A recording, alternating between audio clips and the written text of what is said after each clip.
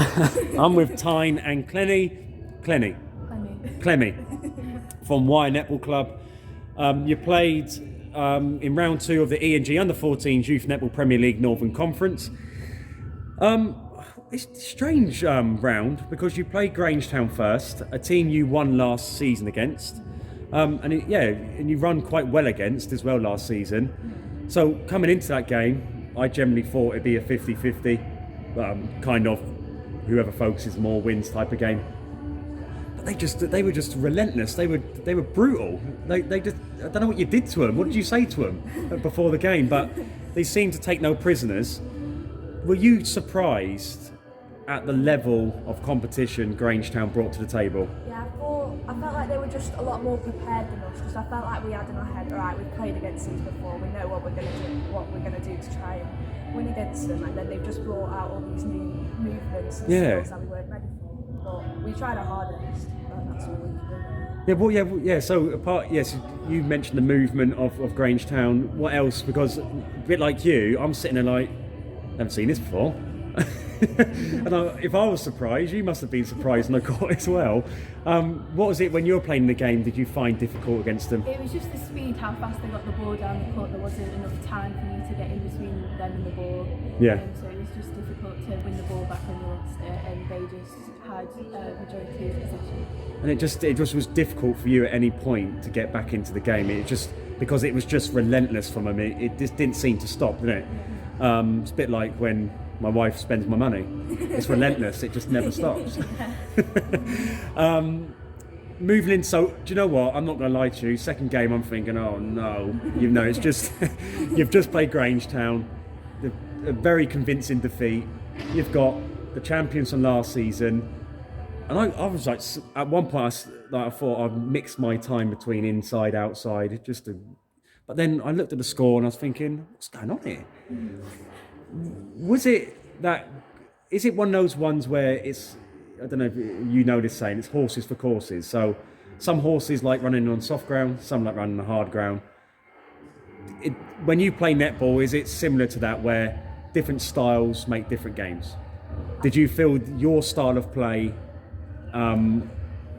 Ellesmere Port played in a way which helped you play your style of play? Am I right in saying that? Yeah. Because the movements that we've included, we knew how to turn the ball over from Ellesmere Port, so we could easily get the ball down. It's just when they received the ball, they were quick in movement, but thankfully we caught on to that, and we got a lot more turnovers from it. Yeah, you stuck at it, didn't you? You showed a lot of resilience, and literally 25 seconds to go, you had the ball in the centre court, 1 point down. What you think? I don't know. You obviously didn't know how long was left, but you must have sensed there wasn't a lot of time left. Yeah. Did you think, wow, this could be the moment we can get a draw? Everyone wanted it, and everyone was doing everything they could. Everyone did their job. Everyone just really wanted it. So we just worked, played the best that we could, absolutely could, and we're really pleased with the score. Do you feel it was more? Was it more about your performance than it was kind of Ellesmere Port lacking in performance levels? What do you think it was? Ellesmere Port might have struggled to catch on to the movements that we were doing, but when it came to the end, that both of us caught on to each other, so the game was that close. Yeah, it was evenly matched. Yeah, it was brilliant. Let's talk about, there's a few little pushes and shoves, and it looked quite brutal out there. I got a bruise on my leg and I didn't even play. What was it like to play in that type of game, in terms of the physicality of it? Yeah, it's just, you want the ball, everyone wants the ball, so you'll do everything that you can to get the ball, and if you need to do something that you're not meant to do, then people will do it. Time? That's probably one of the most to know about it, to be honest. Because at certain times, the red mist was descending upon you. Does it descend upon you because you feel you've been hard done by, or do you just hate it when... I hate it when I realise that I've done something wrong that I could have easily done right in any other time. I feel like it's my fault that the ball's gone down. Yeah.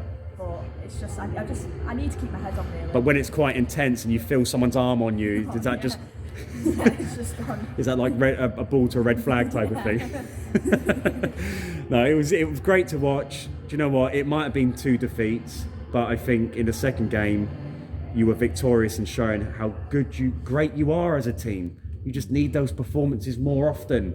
If you bring that grit and determination, you've just pushed the third best team in the country to 1 point, but then get beat by 20 odd points to Grangetown. It just doesn't make any sense. So you should be proud of yourself. So make sure you bring that performance for the rest of the season. But have a great Christmas, and we'll see you soon.